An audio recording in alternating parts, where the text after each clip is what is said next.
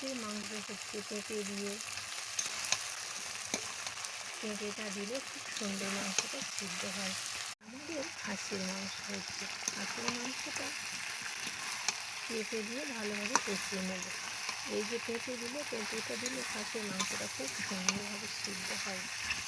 এটা ভালোভাবে কষানো হয়ে গেছে, তেল ছাড়তে শুরু করে দিয়েছে, ভালোভাবে কষানো হয়ে গেছে। এবার আমি তরকারিতে জল দিয়ে দেবো। ভাবে কষিয়ে নিয়েছি, তেল ছাড়ছে, এবারে জল দিয়ে দেবো। তরকারিটা এখন খুব সুন্দরভাবে ফুটছে, মাংস হয়ে গেছে।